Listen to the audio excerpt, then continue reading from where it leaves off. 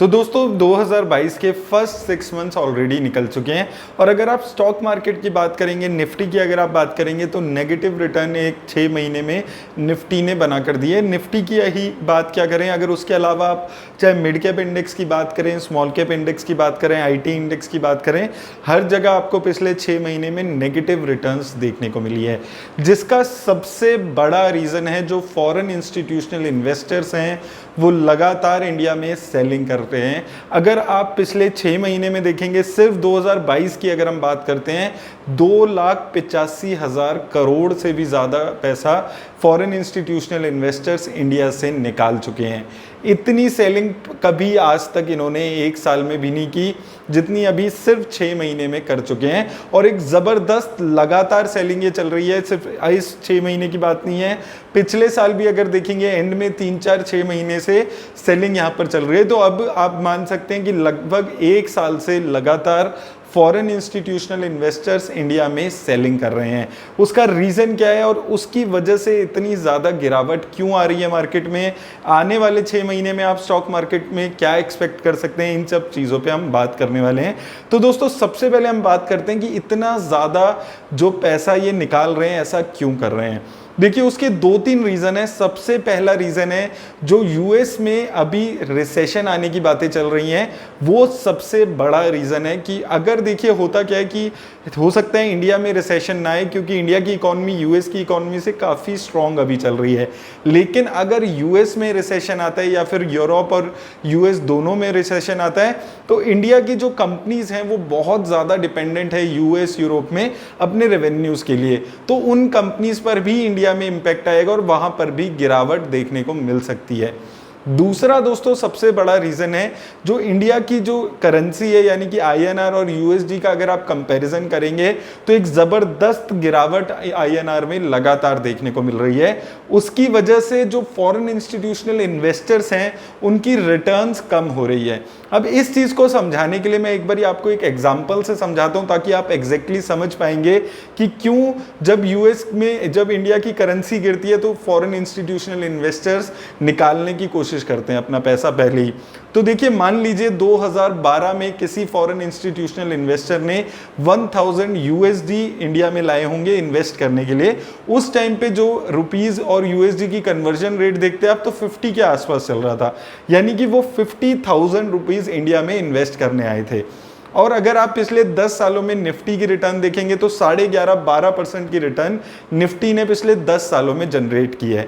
तो 50,000 रुपये अगर उन्होंने 2012 में निफ्टी में इन्वेस्ट किए होते तो वो पैसे लगभग अगर आप देखेंगे 1,50,000 रुपये के आसपास उनके बन गए होते। आज अगर वो उस 1,50,000 रुपये को दोबारा से यूएसडी में कन्वर्ट करके पैसा अपना घर लेकर जाना चाहते हैं तो वो पैसा इनका बन जाएगा 1900 यूएसडी, यानी कि जो उन्होंने आईएनआर में 12% के आसपास की रिटर्न कमाई थी उसके बाद जब उन्होंने उसको निकाला तो $1,000 उनके रह गए, $1,000 उनके रह गए $1900। इसकी अगर आप CAGR रिटर्न देखेंगे तो ये 6.5% के आसपास आती है। तो एक बहुत बड़ा इंपैक्ट आता है यूएस के इन्वेस्टर्स का अगर इंडिया का जो रुपी है वो कम होता है तो उसके साथ साथ उनकी रिटर्न्स भी कम होने लगती है। तो आप देखिए जो इंडिया के इन्वेस्टर ने इंडिया में पैसा लगा के 11.5-12% की रिटर्न कमाई होती, यूएस के इन्वेस्टर ने वही सेम पैसा लगाकर सिर्फ 6.5-7% की ही रिटर्न इंडिया में जनरेट की है। तो ये एक बहुत बड़ा इंपैक्ट आता है जब फॉरेन इंस्टीट्यूशनल इन्वेस्टर या फॉरेन पोर्टफोलियो इन्वेस्टर इंडिया में इन्वेस्ट करने के बारे में सोचते हैं। अब दोस्तों दूसरी चीज़ क्या आती है कि जो अब यूएस है वहाँ पर भी इंटरेस्ट रेट बढ़ने लगे हैं, ऑलरेडी 1.75% हो चुके हैं। जुलाई में भी आप देखेंगे 27 जुलाई को दोबारा से फेड की मीटिंग है जहां पर ये इंटरेस्ट रेट और बढ़ सकते हैं, 0.5% भी बढ़ सकते हैं या फिर 0.75% भी बढ़ सकते हैं। ये डिपेंड करेगा कि इन्फ्लेशन के नंबर्स यूएस में कैसे आते हैं। तो मान लीजिए अगर उनके वहां पर 2.5% का इंटरेस्ट रेट हो जाता है और उनकी जो यूएस की बॉन्ड की यील्ड अभी चल रही है वो 3% से ज्यादा की चल रही है, तो एक फॉरेन इंस्टीट्यूशनल इन्वेस्टर 6.5% की रिटर्न कमाता है बाहर किसी कंट्री में पैसा लगाकर, अपना पैसा बाहर भेजकर। उससे अच्छा वो सोचते हैं कि 4-5% की रिटर्न अगर हम घर पे ही कमा लेंगे तो वो ज्यादा बेटर रिटर्न्स है। ये बहुत बड़ा रीजन है जिसकी वजह से लगातार सेलिंग यहां पर देखने को मिल रही है। एक तो रिसेशन की खतरा है, तो जब रिसेशन का खतरा आता है, अनसर्टेन होने लगती है ग्लोबल इकोनॉमी, तो लोग अपना पैसा बचाने की कोशिश करते हैं, ज्यादा से ज्यादा पैसा अपने पास लाने की कोशिश करते हैं। उनको ये भी डर होता है कि कहीं हमारा पैसा किसी तरह फंस ना जाए या जो रिटर्न्स ऑलरेडी हमने कमाई है वो कम ना हो जाए, क्योंकि इंडिया में भी आपने देखा पिछले 1.5-2 सालों में एक जबरदस्त रिटर्न्स आई थी इन लोगों को। तो वो चाहते हैं कि जो 6.5-7% की रिटर्न अभी हमारी बन रही है, एटलीस्ट हम वो रिटर्न्स कमाकर अभी बैठ जाएं, और जब मार्केट या ग्लोबल इकोनॉमी थोड़ी स्टेबल होने लगे तब हम वो पैसा लगा पाएं।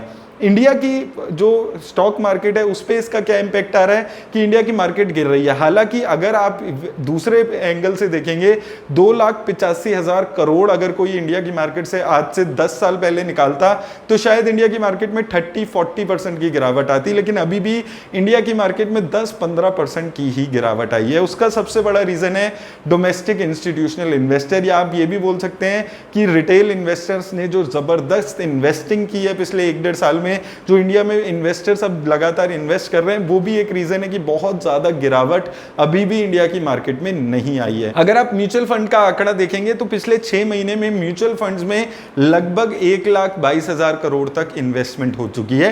वो एक अच्छा सपोर्ट का काम कर रहा है स्टॉक मार्केट में। तो अब काफी सारे लोग पूछ रहे हैं कि इस वक्त अब आने वाले 6 महीने में कैसे मार्केट करने वाली है। तो जो जुलाई का मंथ है, मैं हमेशा आपको बोलते हुए आ रहा था कि 2022 आपका बहुत ज्यादा न्यूज ड्रिवन रहने वाला है, तो यही चीज हमें देखने को मिल रही है। हर न्यूज पे मार्केट रिएक्ट कर रही है। जुलाई का मंथ बहुत ज्यादा क्रूशियल रहने वाला है स्टॉक मार्केट के लिए। हो सकता है स्टॉक मार्केट 16.5 तक चली जाए, या हो सकता है 15 से नीचे आ जाए। 2 रीजन है, एक तो इंडिया में अब अर्निंग्स की जो सीजन है वो शुरू हो चुका है। अब धीरे धीरे सारी कंपनीज अपने फर्स्ट क्वार्टर के रिजल्ट्स अनाउंस करने लगेगी, जिसमें से टीसीएस अभी 8 जुलाई ऑनवर्ड्स अपने इंटरेस्ट अनाउंस करने लगेगी। तो जैसे ही ये इंटरेस्ट आने लगे, जैसे ही ये रिजल्ट्स आने लगेंगे, उससे एक आइडिया मिल जाएगा कि क्या जो इंडिया में हम अभी तक एस्टिमेट कर रही है स्टॉक मार्केट की अर्निंग्स गिरेगी, क्या वो सही में गिर रही है। और अगर वो एस्टिमेट जैसी आई है, एस्टिमेट से बेटर आई, तो स्टॉक मार्केट में एक पॉजिटिव रिटर्न्स आपको दिखेगी। अगर वो एस्टिमेट से कम आई तो फिर से नेगेटिव मोड में स्टॉक मार्केट जा सकती है। तो जुलाई का मंथ बहुत ज्यादा क्रूशियल होने वाला है।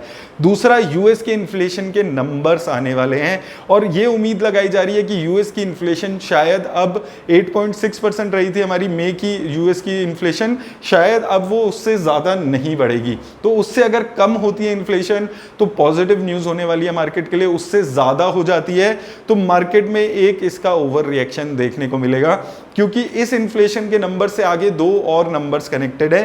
फेड का इंटरेस्ट रेट हाइक होगा, वो 0.75% हो सकता है अगर इन्फ्लेशन ज्यादा आता है।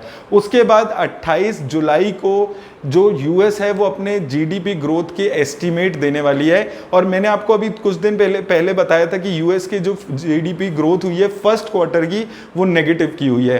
तो अगर अप्रैल टू जून क्वार्टर के वो एस्टीमेट नेगेटिव ग्रोथ के देते हैं, यानी कि इसका मतलब होगा कि अब यूएस ऑफिशियली एक रिसेशन में चली गई है। तो ये अगर नंबर्स अच्छे आते हैं तो मार्केट में एक अच्छा आपको स्टेबिलिटी देखने को मिलेगी, शायद ऊपर ही मार्केट जाए। लेकिन अगर ये नंबर्स खराब होते हैं तो मार्केट में आपको और भी ज्यादा गिरावट देखने को मिल सकती है। तो ये कुछ अभी आने वाले टाइम में फैक्टर्स रहने वाले हैं जिस पे बहुत ज्यादा डिपेंड करेगी स्टॉक मार्केट। और उससे बड़ा फैक्टर ये भी है, देखने वाली बात रहने वाली है कि क्या फॉरेन इंस्टीट्यूशनल इन्वेस्टर इन्वेस्ट करना इंडिया में शुरू करेंगे या नहीं करेंगे। क्योंकि जितनी भी हम बात करने के रिटेल इन्वेस्टर बहुत अच्छी इन्वेस्टमेंट कर रहे हैं, लेकिन अल्टीमेटली जब तक फॉरेन इंस्टीट्यूशंस का पैसा इंडिया में आना शुरू नहीं होगा स्टॉक मार्केट में, वो दोबारा से ऑल टाइम हाई वाली सिचुएशन नहीं आएगी। तो अगर इंडिया की मार्केट बढ़ती भी है और फॉरेन इंस्टीट्यूशनल इन्वेस्टर्स पैसा नहीं डालते हैं, वो लगातार पैसा निकालते रहते हैं, तो ये आपके लिए एक इंडिकेटर है कि जो ऊपर मार्केट जा रही है ये शॉर्ट टर्म भी रह सकती है।